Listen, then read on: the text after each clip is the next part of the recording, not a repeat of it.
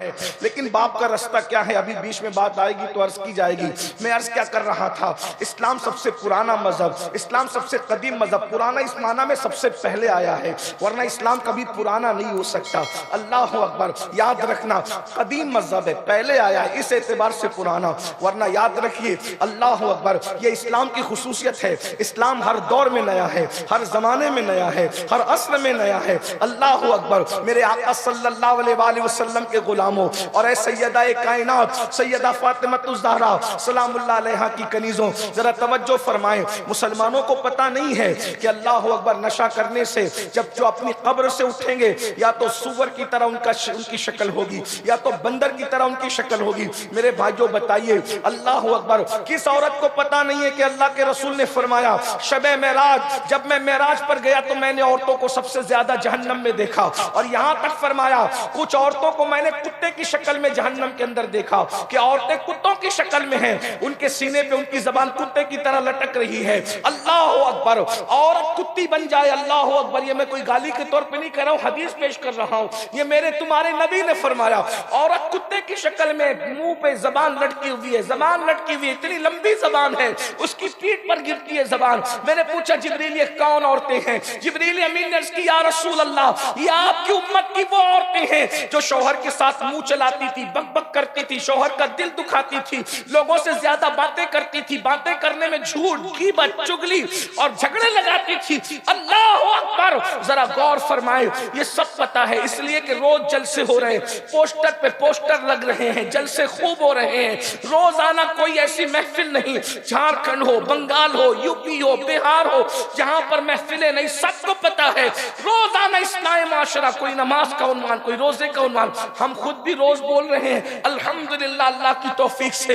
अल्लाह अकबर, मुकर्रिरों को, खुतबा को 15-15 दिन तक घर जाना नसीब नहीं हो रहा है। सब चाहते हैं मुआशरे की इस्लाह हो जाए, लेकिन ऐ इमाम अहमद रजा, तेरी अज़मतों पर कुर्बान, तू ऐसा वक्त का कलंदर है, तूने एक पॉइंट पर मेहनत करके बता दिया।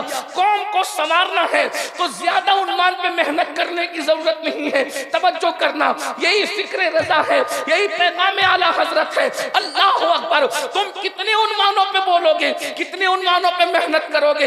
इमाम ने बताया पूरी जिंदगी एक उन्वान पर, पूरी दयानतदारी से मेहनत कर लो एक उन्वान पर, इसलिए कि इंसान बिगड़ता कब है और इंसान सुधरता कब है, इंसान बिगड़ता कब है, इंसान सुधरता कब है। एक निकाती फार्मूला है, एक पॉइंट है, जब कोई नबी के करीब हो जाता है वो सुधर जाता है, और जो नबी से दूर हो जाता है वो बिगड़ जाता है।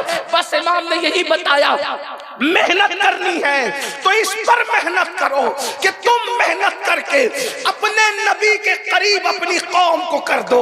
जब मेरी कौम का जवान नबी के करीब हो जाएगा, नबी का इश्क उसके सीने में पैदा हो जाएगा, फिर उसको मना नहीं करना पड़ेगा कि गाना मत सुन। अरे वो पागल है जो नबी की जुल्फों का असीर हुआ तो किसी हीरोइन की जुल्फों के वो गाने गाएगा। जिस दिन इश्क़े मुस्तफा पैदा होगा फिर वो गाना नहीं सुनेगा, वो नाते मुस्तफा सुनता नजर आएगा, इसलिए कि उसको पता होगा अरे किसी औरत की जुल्फों की, उस घोंसले के उजड़े हुए घोंसलों की तारीफ में क्या करूं, बल्कि उसकी तारीफ करूं जिसकी जुल्फों की तारीफ कुरान कहता है वल्लैल इज़ा सजा। हाय हाय हाय, जिसकी जुल्फों को कुरान वल्लैल कहे फिर उसकी जुल्फों का मैं जिक्र न करूं। याद रखना, मैं चैलेंज से कहता हूं, आज भी जहां मुस्तफा जान रहमत की असली जुल्फे मौजूद है, असली मोए मुबारक मौजूद है, मेरे नबी की जुल्फे आज भी बढ़ रही है। अल्हम्दुलिल्लाह, अल्लाह का शुक्र है मेरे पास भी मौजूद है, आज भी बढ़ रही है। साल भर पहले देखो तो अलग, आज देखो तो अलग। अरे नादान, किसी मरने वाले की जुल्फों को कभी बढ़ते देखा है? नहीं नहीं नहीं, लेकिन मुस्तफा जाने रहमत की जुल्फों की शान है, आज भी बढ़ रही है। 1 से 2, 2 से 4, 4 से 6 होती जा रही है। जरा गौर करें, जिसकी जुल्फों की मिसाल नहीं है उसकी जात की मिसाल कहां लाई जा सकती है?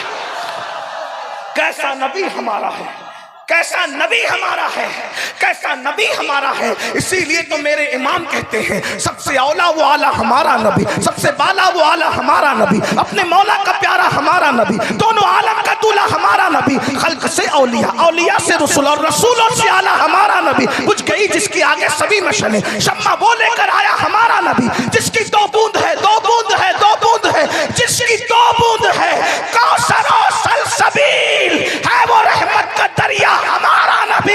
कोई अंदाजा तो लगाए, कौसर वो है जिसके एक किनारे से दूसरे किनारे तक लोग कभी नहीं पहुंच सकेंगे, लेकिन इतना बड़ा कौसर मुस्तफा जान रहमत का एक बूंद है, जिसका एक बूंद इतना बड़ा हो, उसकी जात की बड़ाई का अंदाजा कौन कर सकता।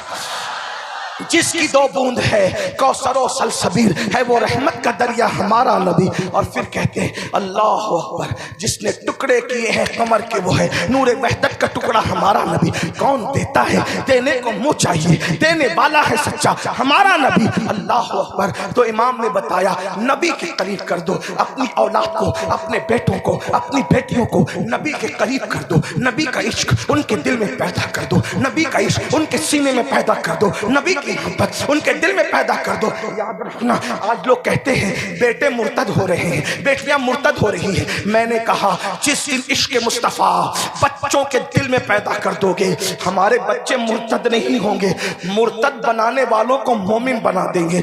इश्क तो पैदा करो, लेकिन बड़ी माजरत के साथ, मैं बहुत लंबी नहीं, मैंने कहा ना मेरे दिल में दिमाग में बहुत से वाकयात, बहुत सी रिवायात आ रही हैं, लेकिन आपका ख्याल जरूर करूंगा, जरा गौर करें। अल्लाह अकबर।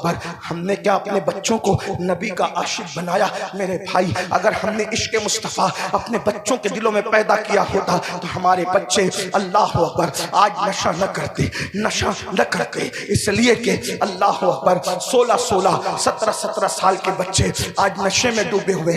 क्यों? जिसको एक नशा हो वो दूसरा नशा कभी नहीं करता। अगर हमने अपने बच्चों को इश्क मुस्तफ़ा का नशा करवा दिया होता तो हमारे बच्चे फिर कोई नशा नहीं करते। आज ये MD और पता नहीं क्या क्या बनाए आ गई है, लोग बताते हैं तो सुनने में आता है, वरना हमें पता भी नहीं कि ऐसे भी लोग नशा करते हैं। ऐ मेरी कौम के बेटों, ऐ मेरी कौम के जवानों, याद रखना, मैं जवानों से मुखातिब होकर के कह रहा हूँ, अपनी जवानी की कदर करो। ये जिंदगी और जवानी अल्लाह ने पहली और आखिरी मर्तबा देना है। इससे पहले जवानी नहीं मिली, जवानी गुजरने के बाद फिर जवानी नहीं मिलेगी। जाओ अपने मोहल्ले के उन बुढ़ों से, बड़े मियाँ लोगों से पूछो जवानी की अहमियत क्या है।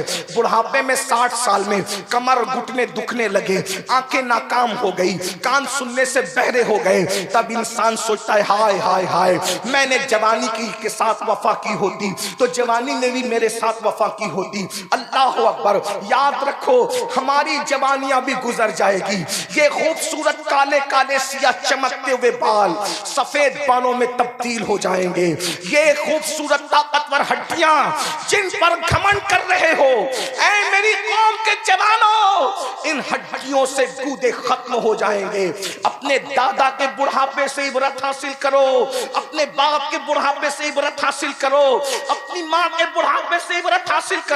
क्या हमने अपने बचपन में नहीं देखा था अब्बा को दंदनाते हुए चलते दे नहीं देखा था? लेकिन आज बगैर लकड़ी के सहारे से अब्बा जी चल पा रहे हैं। याद रखना, बहुत जल्द जवानी का ये ढलता हुआ सूरज गुरूब की तरफ जाएगा और याद रखना पछताओगे। बल्कि हमारे इमाम, अल्लाह अकबर, इमाम इब्ने रजब हम्बली फरमाते हैं, जो जवानी में पाप करते हैं, जो जवानी में गुनाह करते हैं, जो जवानी में अय्याशी करते हैं, जो जवानी में आवारगी करते हैं, अल्लाह उन पर इतना दर्दनाक बुढ़ापा मुसल्लत करता है, उनको इतना जलील, रुस्वा और जलील करता है कि वो भीख मांगते हैं तो अल्लाह लोगों को भीख की तौफीक भी छीन लेता है। लोग चादरों में मुंह छुपा छुपा कर बुढ़े रोते हैं। मैं बूढ़ों को जलील करने नहीं आया, लेकिन जवानों को बेदार करने आया हूं। अपने मोटे मोटे बाजुओं पे घमंड करके उंगलियों के इशारे से इंटरनेट पर जिना की वेबसाइट पर जाने वाले जवानों, हमारी उंगलियों के पोरे इंटरनेट पर जिना की वेबसाइट पर जाने के लिए नहीं, ये तो तस्वीर पढ़ने के लिए है। ये तो नाखूने तदबीर से लोगों की तकदीर को संवारने के लिए है। इकबाल ने एक सदी पहले जवानों से कहा था, नहीं तेरा नशेमन कसरे सुल्तानी के गुंबद पर, नहीं तेरा नशेमन कसरे सुल्तानी के गुंबद पर, तू शाही है बसेरा कर पहाड़ों की चट्टानों में। उकाबी रूह जब बेदार होती है जवानों में, नजर आती है उनको अपनी मंजिल आसमानों में। मेरी कौम के जवानों, तुम ही थे जिन्होंने अंदलुस के साहिल पे कश्तियां जलाई थी, तुम ही थे जिन्होंने यूरोप के कलीसाओं में अजानें दी थी, तुम ही थे जिन्होंने अफ्रीका के तपते हुए सहराओं में अजानें दी थी, तुम ही थे जिन्होंने बहरे जुल्मात में घोड़े दौड़ाए थे। आज तुम इतने निकम्मे हो गए मेरे भाई कि तू आज ज़िना की फिल्में देख रहा है। मुसलमान और ज़िना की फिल्म देखे क्यों? इश्क नहीं है दिल में, इसलिए कि जिसके दिल में इश्क होगा उसकी आंखें तो महबूब का रास्ता तकती, उसकी आंखें तो महबूब का रास्ता। ज़िना की फिल्म जो देख रहा है, ये फकीर कादरी आपको तौबा की दावत देता है, मगर याद रखना कौन कौन देखता है मुझे नहीं मालूम। हाथ उठाने की भी इजाजत नहीं, हाथ उठवाने की भी इजाजत नहीं, क्योंकि तुम हुजूर के उम्मती हो और जो मेरे नबी का उम्मती है वो सबसे बड़ा वीआईपी है। उससे बड़ा वीआईपी दुनिया में कोई कभी पैदा ही नहीं हुआ।